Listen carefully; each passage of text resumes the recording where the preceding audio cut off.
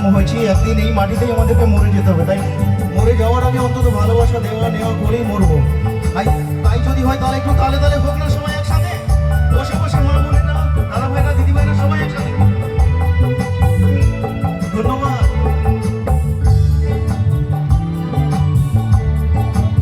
লেখা থাকে না কর্ম ছাড়া মানুষের কেউ তো,